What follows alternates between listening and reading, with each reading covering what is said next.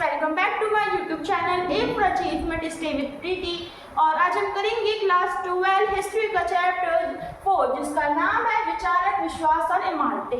हम यहाँ पे स्तूप के बारे में जानकारी आज हम लेने वाले हैं।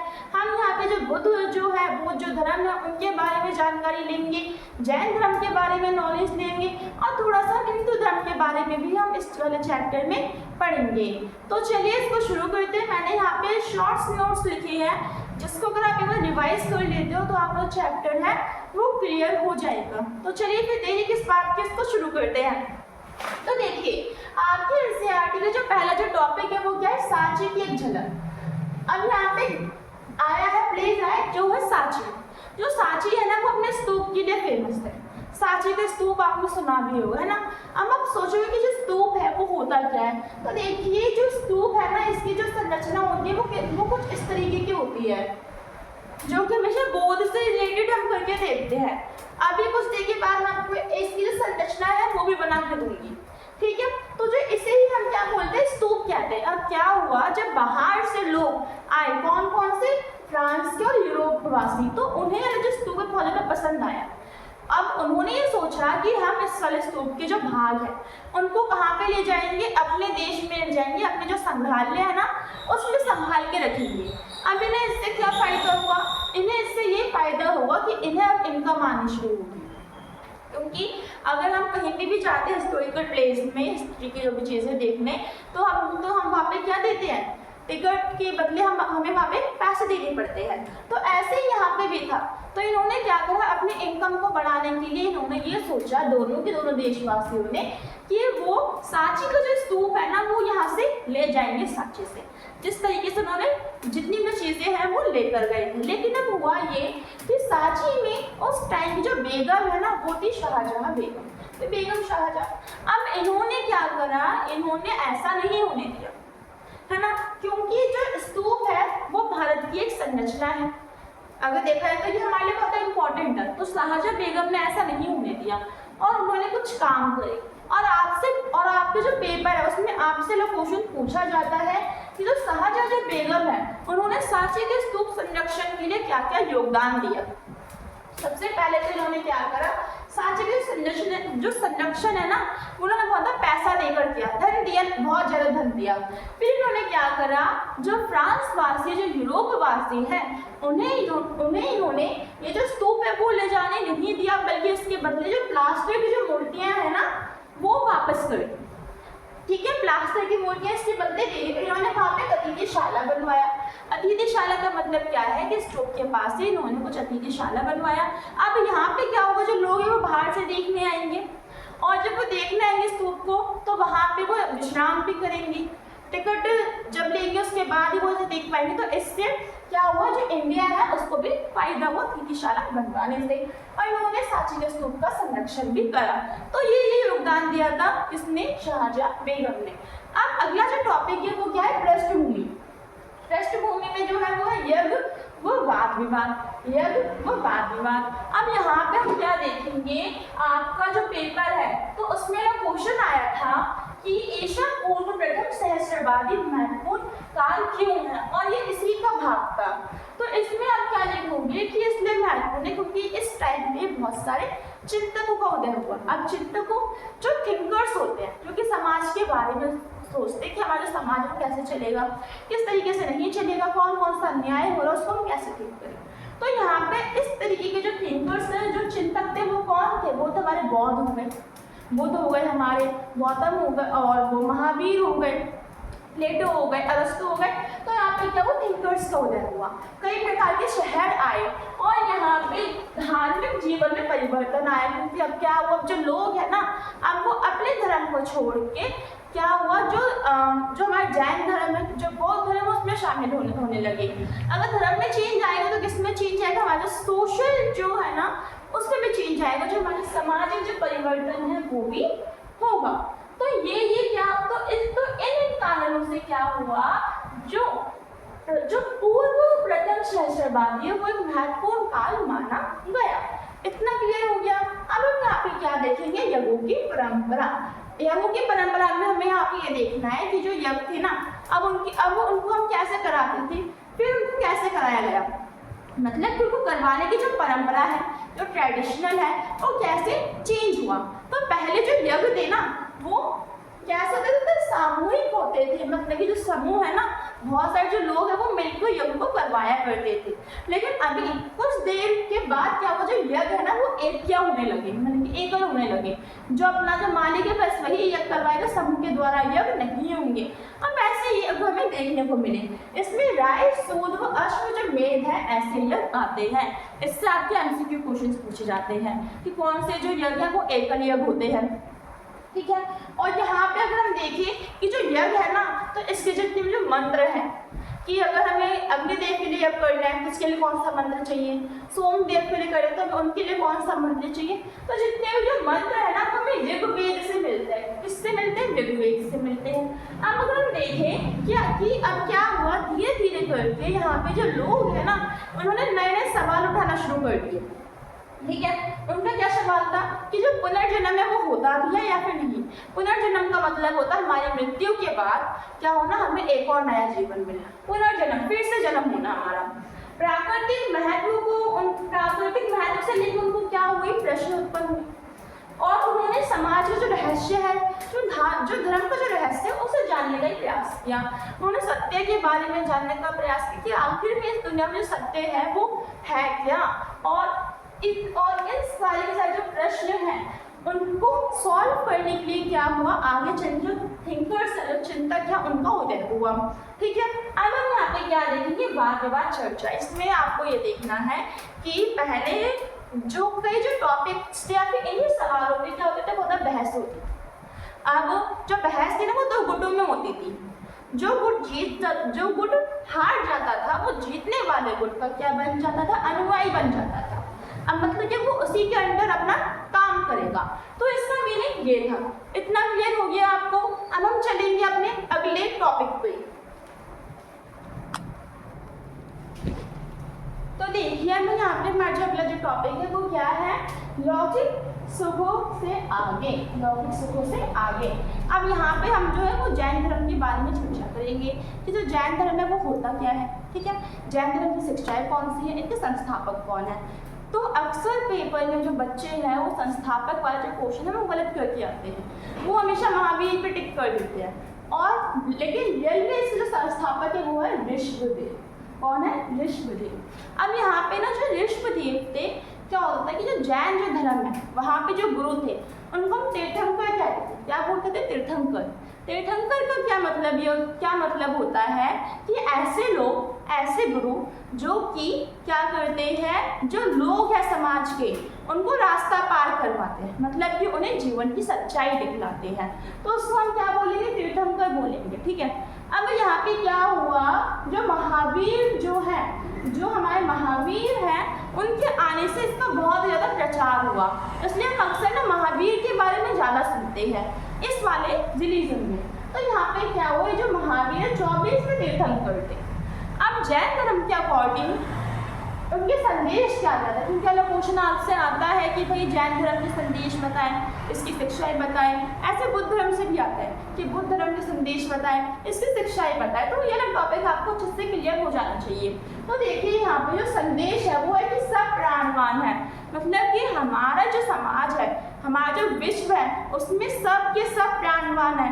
ये जो ब्लैक बोर्ड है ना इसमें भी जान है, हम जो पानी पी रहे हैं उसमें भी जान है, ये जो मार्कर है ना इसमें भी जान है। तो सब में क्या है? जान है। तो जो दुनिया है वो प्राणवान है। उनका ये भी कहना था कि हमें इसी कारण अपने विश्व के किसी भी वस्तु को नुकसान नहीं पहुंचाना चाहिए।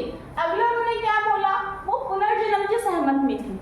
वो कहते थे कि आप जैसा कर्म करोगे ना वैसा ही आपको क्या मिलेगा, अगला जन्म मिलेगा।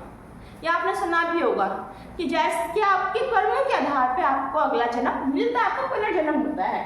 ये इनका मानना था। अब यहाँ पे आता है 5 व्रत। 5 व्रत का मतलब यहाँ पे क्या है कि इनकी 5 शिक्षाएं कौन कौन सी, ये बहुत इंपॉर्टेंट टॉपिक है। तो देखिए, हत्या ना करना, चोरी ना करना, झूठ ना कहना, अमृषा। अमृषा का मतलब होता है ब्रह्मचार्य धारण कर लेना, ठीक है, जो कि घूमते रहते हैं ब्रह्मचार्य बन के, जिनकी शादी नहीं होती है।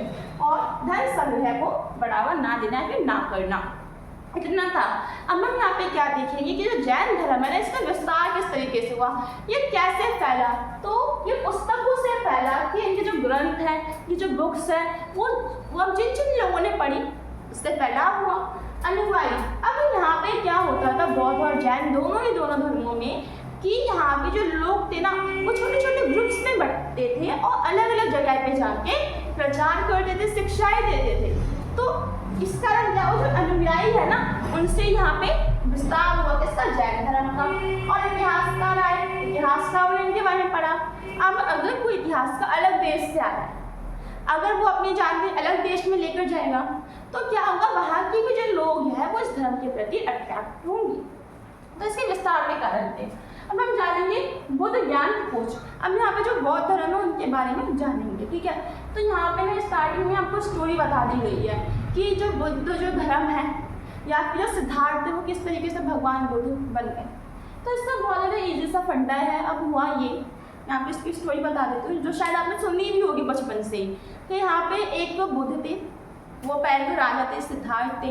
अब क्या हुआ कि उनको हमेशा महल में कैद करके रखा जाता था सिद्धार्थ को। एक दिन उन्होंने बहुत ज़्यादा जिद की और फिर उन्हें बाहर ले जाया गया। जब उन्हें बाहर ले जाया गया तो उन्हें दुख के बारे में कुछ भी पता नहीं था, वो आज तक सुख में ही रहते। तो उन्होंने क्या देखा, उन्होंने 3 चीज़ें सबसे पहले देखी। पहला, ओल्ड, एक वृद्ध व्यक्ति देखा। दूसरा, उन्होंने ऐसे व्यक्ति को देखा जो कि जिसे बोलते हैं फीवर है, बुखार है। और उन्होंने एक शव को देखा, ठीक है। तो इन्होंने इन 3 चीज़ों को देखा, जिस कारण क्या हो गया, ये विजोर गए। इनको अचंभा हुआ कि इतना ज़्यादा जो दुख है वो भी दुनिया में हो सकता है। और लास्ट में उन्होंने महात्मा देखे, एक ग्रह त्यागी देखा जिन्होंने अपना घर, धन, सब कुछ छोड़ दिया है और वो केवल भगवान की तपस्या में लग गए हैं। तो इस महात्मा जो थे ना, इनसे क्या वो बुद्ध को सीख मिली और वो आगे चल के सिद्धार्थ तक वो बुद्ध बन गए। बुद्ध का मतलब क्या होता है कि जितना भी जो ब्रह्मांड है उसका का सारा ज्ञान होना, ठीक है। अब यहाँ पे हम क्या देखेंगे, बुद्ध की शिक्षा। इतना क्लियर हो गया आपको। अब जो बुद्ध की जो शिक्षाएं है, इसमें सबसे पहले तो हम यहाँ पे ये देखेंगे कि जो हमारे जो बुद्ध है ना, इनसे रिलेटेड जितनी भी जो कहानी है वो सूत पिटक में है। किसमें है, सूत पिटक। ये भी 2 भागों में डिवाइड है। पहला आता है अलौकिक, दूसरा आता है समझ। अलौकिक समझ का यहाँ पे क्या तात्पर्य है, अलौकिक का मतलब ये है कि ऐसी कहानियाँ जो कि बुद्ध की शक्तियों के बारे में बताती हैं। समझ, ऐसी कहानियाँ जो कि बुद्ध की बुद्धि के बारे में बताती हैं। इतना क्लियर है अब आपको। अब हम यहाँ पे क्या देखेंगे कि उन्होंने क्या किया, हमें शिक्षाएं दी, उन्होंने हमें कौन कौन से ज्ञान दिए। सबसे पहले तो उन्होंने क्या बोला कि जो विश्व है वो अनित्य है, मतलब कि जो विश्व है वो हमेशा बदलते रहता है, वो कभी भी एक जगह रुकता नहीं है। फिर उन्होंने बोला कि ना हमें भगवान पे आश्रित नहीं होना चाहिए, हमें भगवान पे आश्रित नहीं होना चाहिए। ये जो समूह है, ये जो देश है, जो समाज है, वो हम लोगों ने ही बनाया है। तो यहाँ पे हम लोगों के द्वारा ही जो समाज है वो चलना चाहिए। फिर उन्होंने क्या बोला, और ये भी पुनर्जन्म के सिद्धांत पर आधारित थे कि हाँ भाई आपका जो कर्म है वही आपका क्या डिसाइड करेगा, अगला जन्म डिसाइड करेगा। उन्होंने क्या बोला कि लालच छोड़ो, विश्व की मोह माया को छोड़ो, ग्रह त्यागी बनो। और उन्होंने यहाँ पे ये भी बोला कि हमें अगर जीवन जीना है तो हमें कम से कम जो चीज़ें है उसका यूज़ करना है। अब हम पढ़ते हैं अगले टॉपिक को। अब हम यहाँ पे बात करेंगे किसके, स्तूप, जिसको अभी तक हम पढ़ते आ रहे हैं। हमने स्टार्टिंग में भी यहाँ पे स्तूप के बारे में पढ़ा था कि हाँ भाई जो शाहजहाँ जो बेगम है ना, उन्होंने इसकी रक्षा की थी। अब हम जानेंगे कि जो स्तूप है ये होता क्या है, इसको बनाया क्यों गया। लेकिन इससे पहले हमारा एक टॉपिक हुआ बचा था बौद्ध धर्म से रिलेटेड, वो था बुद्ध के अनुयायी। क्या था, बुद्ध के अनुयायी। अब हम यहाँ पे 3 चीज़ें देखेंगे।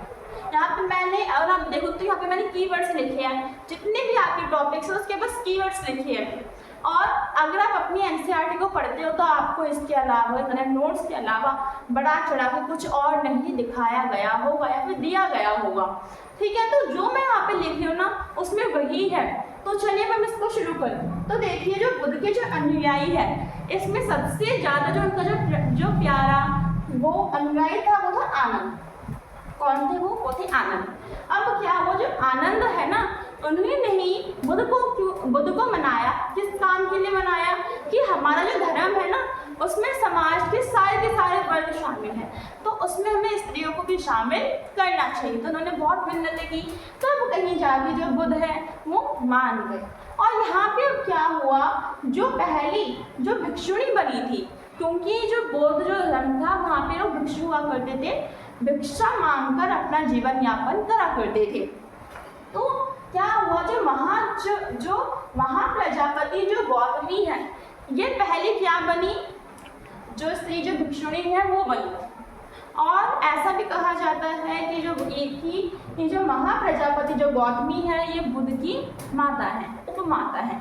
ठीक है, अब क्या हुआ, जो बुद्ध की जो अनुयायी थे उसमें समाज के सारे वर्ग शामिल थे और सबको समानता दी जाती थी। अब वो राजा ही क्यों ना हो, या क्षत्रिय ही क्यों ना हो, या गरीब, दास, अमीर, लड़का लड़की, जितने भी वर्ग है वो इसमें शामिल थे और सबको क्या प्राप्त थी, समानता प्राप्त थी। इतना क्लियर हो गया। अब हम यहाँ पे जान लेंगे स्तूप के बारे में। स्तूप के बारे में आप यहाँ पे बस 3 टॉपिक जानोगे भाई, कि जो स्तूप है ना ये क्यों बनाया जाता था, कारण क्या था इसको बनवाने के, और इसकी रचना किस प्रकार से, और इसकी संरचना। तो ना तब हम यहाँ पे जो 3 टॉपिक है ना इसको ब्रीफली समझ लेते हैं थोड़ा सा। तो देखिए, सबसे पहले तो मैं यहाँ पे बात करूँगी इसकी संरचना की। ठीक है, तो देखिए मैंने यहाँ पे डायग्राम बनाया जिसमें ये होता है अंड।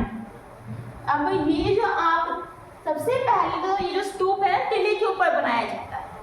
टिले के ऊपर बनाएंगे तो उसके ऊपर गोलाकार आकृति होती है जिसको हम क्या बोलते हैं, अंड कहते हैं। उसके ऊपर एक छज्जा होता है इस तरीके का, जो आपको दिख रहा है ना वो छज्जा है जिसको कहते हैं हार्मिका। लोगों का मानना है कि इसमें देवताओं का वास होता है। अब यहाँ पे इस प्रकार का मस्तूल है, इसको हम बोलेंगे यष्टि। इसके ऊपर जो छाता लगा है ना उसको हम बोलेंगे छतरी। इतना है कुछ दिक्कत।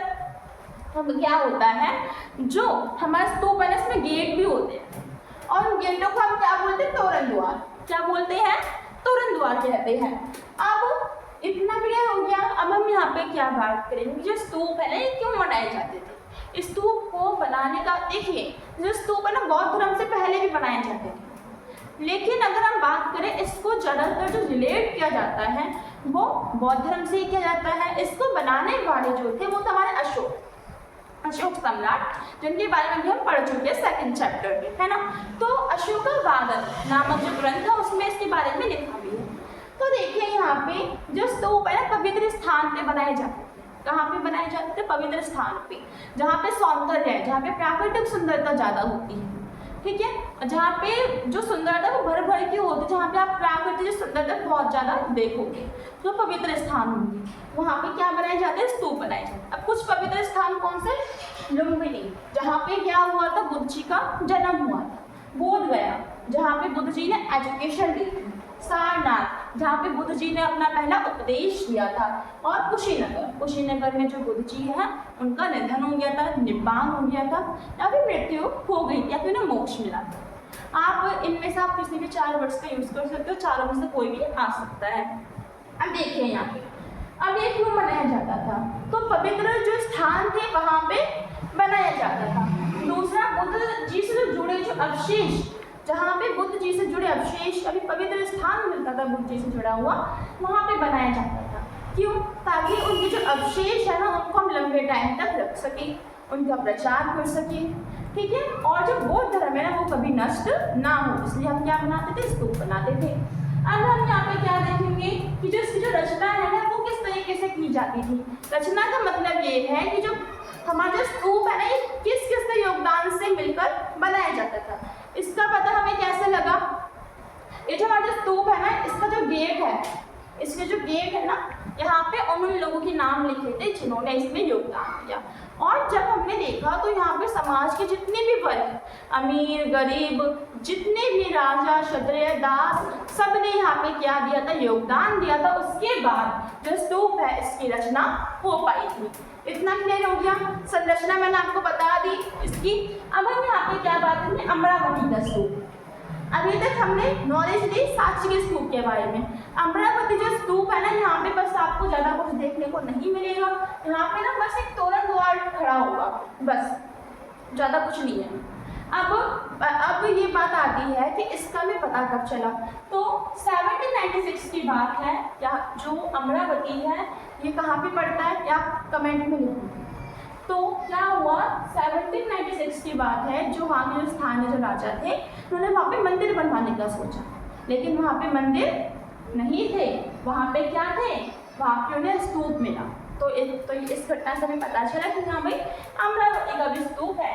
फिर 1854 की बात है, गुंटूर के जो कमिश्नर है वो यहाँ पे आए घूमने, ठीक है, और जब वो लोग घूमने आए तो लोगों को पता चला कि हाँ यहाँ पे अमरावती स्तूप है, जिस कारण क्या हुआ, यहाँ पे जितने भी लोग थे उन लोगों ने अमरावती की जितनी भी वस्तुएं हैं उनको अपने साथ ले गए, अलग अलग जगह पे ले गए, जैसे कि कलकत्ता, लंदन, मद्रास, बंगाल, अलग अलग जो हमारी जो सोसाइटीज़ हैं और अलग जो संरक्षक जो है उन्हें लेकर गए और उन्होंने यहाँ पे इसका क्या करा, संरक्षण करा, पैसों की इनकम की।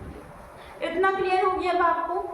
अब यहाँ पे क्या हुआ, जो एच पोल है, यहाँ पे क्वेश्चन भी आता है किसने अवहेलना की थी, तो जो एच जो पोल है उन्होंने मना किया था कि हमें ऐसा काम नहीं करना चाहिए, ये विरोध है, हमें इसके बदले जो प्लास्टिक की जो मूर्तियाँ है वो अपने संग्रहालय में रखनी चाहिए, जो चीज़ जहाँ पे है वहीं पे रहने दो।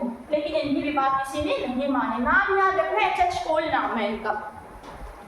अब क्या हुआ, एक क्वेश्चन आता है हमारे पास हमेशा कि जो सांची का जो स्तूप है ना वो बच गया, उसे कुछ नहीं हुआ, लेकिन जो अमरावती का स्तूप है वो नष्ट हो गया। वहाँ पे बस आपको एक तोरण द्वार देखने को मिलेगा, बल्कि 4 तोरण द्वार होते हैं मुख्यतः किसी भी स्तूप के, वहाँ पे बस एक ही है। क्यों है ऐसा? क्योंकि यहाँ पे जो लोग थे वो आए, उन्होंने यहाँ पे बहुत ज़्यादा जितना भी जो सामान देखा वो लेकर गए, अपने बगीचों में भी सजाया, यहाँ तक कि इन लोगों ने जो भी इनका जो सामान है वो कहाँ पे सजाया, अपने बगीचों में भी सजाया। तो इतना ही था हमारा इतना ही था आज का पार्ट। वीडियो अच्छी लगी तो लाइक और सब्सक्राइब जरूर करना। मिलते हैं नेक्स्ट वीडियो में पार्ट नंबर 2। Bye bye.